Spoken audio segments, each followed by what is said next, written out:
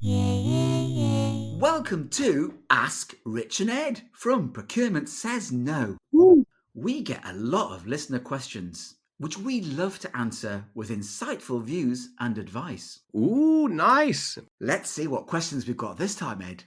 Well, Rich, will they be insightful or fatuous or inane? Let's make it real. Boom. The next one is from Roland Prost, who is in Buenos Aires in Argentina. Do you have any thoughts, Ed, on Amazon Business as a supplier? Are they worth using in business or are they just for consumers? If I do use them, what do I need to consider? First thing to say is Amazon Business is both for business and for consumers, and their numbers are stratospheric for supply to businesses. So, yes, they are somebody who you would use in business. But to my mind, you use them just like you would any other supplier. They're a supplier. They're just like Staples for office supplies or Granger for MRO. Okay. So the first thing is to think of them as a supplier, generally goods, not services. Amazon Business are a possible supplier.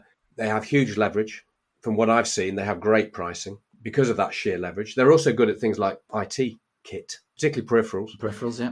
I've seen some cases where you could save 20 to 40% against the normal corporate deal from the existing spline, but not always. They happen to have a different reputation in the marketplace because they're ginormous and they're so successful. You can use them with purchase orders. You can use them through purchasing cards or whatever, credit cards, etc. Dead easy to use. Yeah, we started using them at my last place, and they were very good, very efficient. Yeah, and it was, from a user experience, it is just like using, Amazon B2C. Lots of good spend info, yeah. good logistics. Pricing was usually competitive. Only one warning on this one. I'll put a government warning. Ooh. They will take over the world, Amazon, and eventually they will be the only place that we can buy things. It will be like Buy and Large on Wally. You start with yogurt and men's suits, and pretty soon you've got world global control of all governments through mass consumerism. You heard it here first. That's the downside. Yes.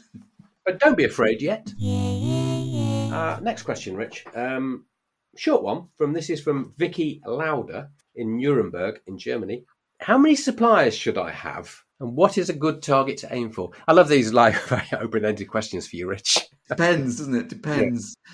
But no matter how many suppliers you've got now or want in the future, it's about Pareto, isn't it? It's about focusing on the 20% of them that do probably 80% of the spend and getting them working well and performing well.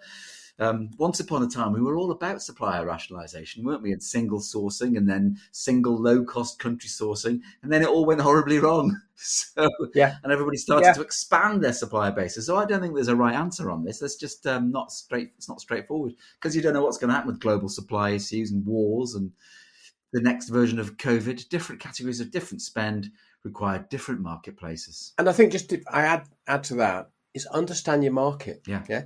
You could probably in one country get away with one stationary supplier and consolidate your spend. And maybe you could do it across multiple countries in mainland Europe, for example, or in the US, across Canada, US, and maybe even Mexico. But think about the category and think about the importance to you. Office consumable supplier goes bankrupt or something goes wrong in their supply chain, you can probably buy the stuff from somebody else pretty easily. Yeah, the ease of switching is key to it, isn't it? Yeah, precisely, Rich, precisely. And if you're buying some, really complicated widget that's critical to the product that you produce, then possibly you need more than one supplier to mitigate your risk, to your point. So I think there is no one answer to your point. There's a considered opinion based on what do I buy, what do my stakeholders want, what does the market look like, and then you think about how many suppliers and do it bottom up rather than top down, I think. So you could say, well, we only need 200 for indirects.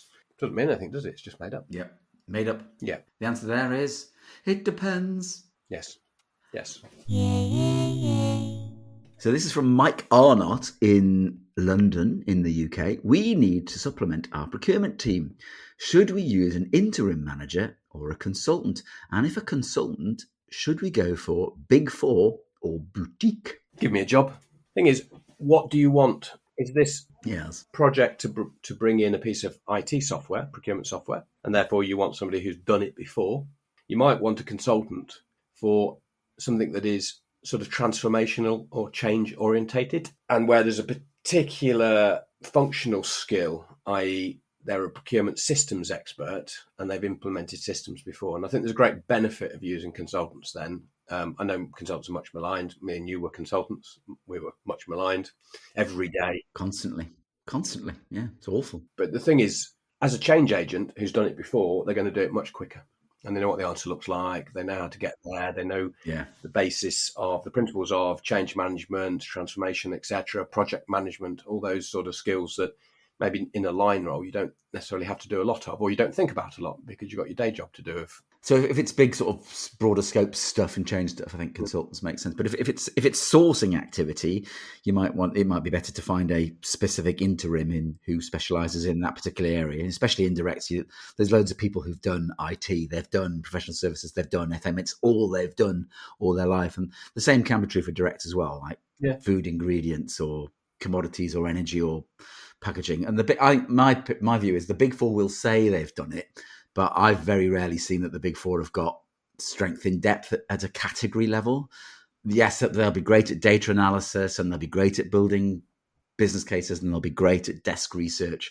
But do they really know the suppliers and the markets and the contacts, the contacts, and have they really run negotiations? Probably not. I think you'd end up with a very inexperienced but very smart grad who will be great at the analysis stuff, but probably lack any credibility if you put them in front of a supplier. So, and I think in the marketplace, if you just took the UK, for example, for interim procurement folk, there's got to be at least 1,000 people out there, at least in indirects alone. So you're buying experience, aren't you? Just in the way that I think the second part of your question was about Big Four or boutique.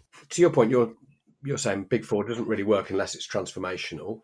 Yes, go with boutique. Yeah, boutique is sort of somewhere in between, aren't they? The two, really. Yeah, boutique or an independent interim can work. I mean, the only thing I say with the boutique is you've got a bit more of a guarantee that they're going to deliver and they're not a charlatan. Jolly good. Righty-ho.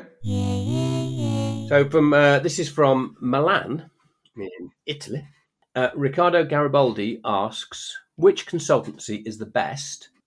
There's a loaded question. What types of consultancies are there and how do you choose one? And then there's a second question from Rich T in Kuala Lumpur. There are so many procurement boutiques. How do I choose whether buying from them or working for them? That's quite a long question there. Which consultancy is the best? Let's go there first. Well, I think it's kind of C, previous answer, really. So, I mean, as you've just said, Big Four if you're looking for wide-ranging change, especially if you're looking at globally, across countries, across regions, or a very broad scope, multiple dimensions, program of change, blah, blah, blah. Comparing boutiques is hard because there are so many of them. And so you really might want to do some sort of PQQ and get a set of questions to create a sensible shortlist because there are loads of them. You need to have a general sense of what your scope is. Also, location might be important. Ideally, you would want people who can be locally on the ground, depending on what you need. Remotely, obviously, gives you more options, but you might want to have people on the ground and see the white to their eyes rather than them being remote. Although it works perfectly well remote. Remember, though, when you're buying these, you're really buying, as you said in the previous question, you're really buying the people. So make sure you meet the people who are actually going to do the work, not the sales team or the A team CVs that they've put in the proposal. You'll buy the A team, you'll get the C team. Many moons ago, as a PW, I presented to Smith and Nephew for a change program, and I got asked a question at the end when I finished presenting. So this was a loaded question: are you going to deliver it? All right. So I had no choice. I'm going to deliver it. They said, okay, we're going to have a discussion amongst the board. Give us a few moments, whatever. Yeah, you've got the work. You're running it. Okay. Thanks. And of course, you're on the hook. I'll see you on Monday then. But it's the other one. I just say, when you're picking consultancy, go and talk to their customers.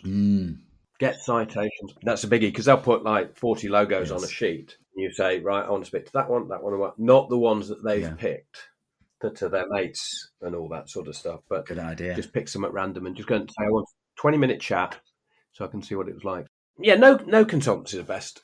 They all profess to be the best, but they've all got their weaknesses and their strengths. Yeah. And they all swap around, don't they? People move around from one to the other. So, very sage advice, Eduardo. It's sport. That's all the questions from this time. Super duper. We will see you all again next time for more. Perfect. Bye. Bye, y'all.